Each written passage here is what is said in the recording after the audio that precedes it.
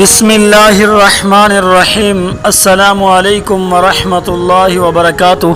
محترم ناظرین کرام، آج ہم ایک ایسے راز سے پردہ اٹھانے جا رہے ہیں جس کے بارے میں بہت کم لوگ جانتے ہیں۔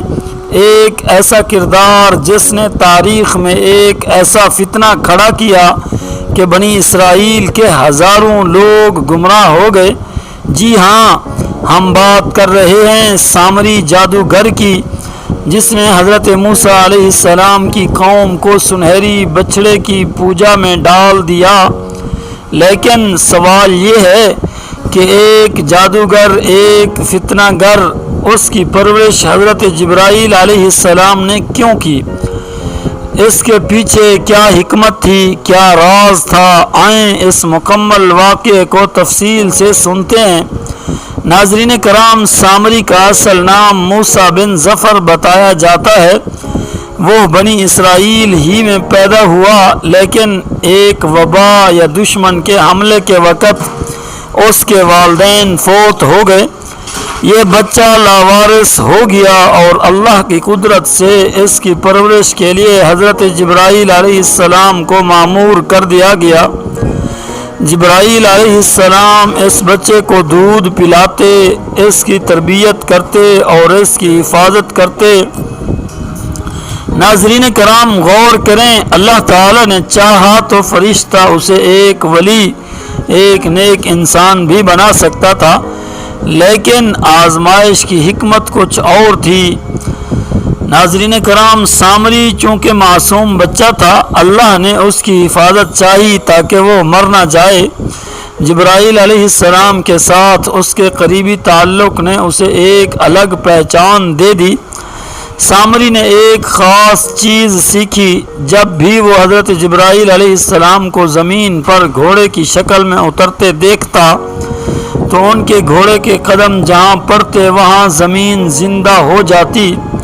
سامری نے چپکے سے اس مٹی کو جمع کر لیا۔ وہ سمجھ گیا کہ یہ مٹی غیر معمولی طاقت رکھتی ہے۔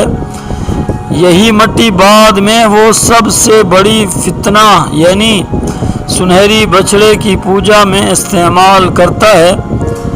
جب حضرت موسیٰ علیہ السلام کوہ طور پر وحی لینے گئے تو بنی اسرائیل بے صبر ہو گئے۔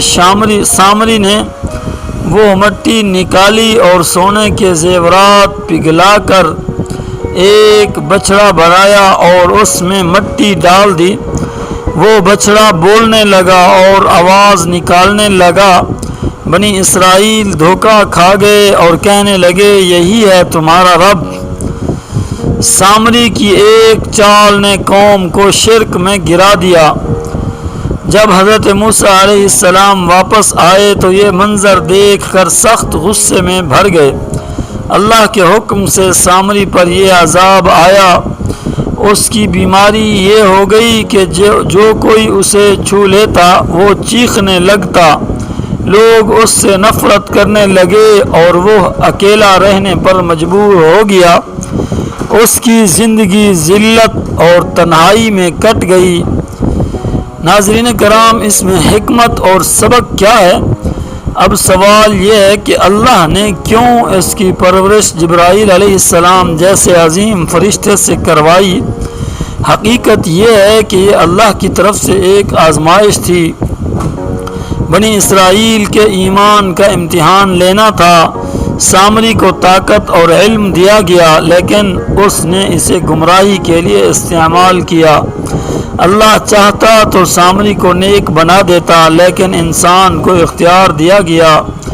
یہی سبق ہے کہ اگر اللہ کی نعمت کا غلط استعمال کیا جائے تو وہ انسان کو ہلاکت میں ڈال دیتی ہے۔ محترم ناظرین، یہ واقعہ ہمیں ایک بہت بڑا سبق دیتا ہے کہ اللہ کے دین میں فتنے ہمیشہ اٹھتے رہے ہیں، کبھی سامری کی شکل میں، کبھی دنیاوی لالچ کی صورت میں۔ اصل کامیابی یہ ہے کہ ہم ایمان پر ثابت قدم رہیں اور اللہ کے دین کو مضبوطی سے تھامے رکھیں۔ اللہ ہمیں ہر فتنے سے محفوظ رکھے۔ ایمان پر قائم رکھے اور قرآن اور سنت کی روشنی میں زندگی گزارنے کی توفیق عطا فرمائے، آمین یا رب العالمین۔ ناظرین کرام، اگر آپ کو یہ ویڈیو پسند آئی ہو تو ہمارے channel Islam is a strong fortress کو ضرور سبسکرائب کیجئے تاکہ ہم آپ تک مزید تاریخی اور ایمان افروز واقعات پہنچا سکیں۔ اللہ آپ کو خوش رکھے، آپ کے گھروں میں سکون اور برکت نازل فرمائے۔ السلام علیکم ورحمۃ اللہ وبرکاتہ۔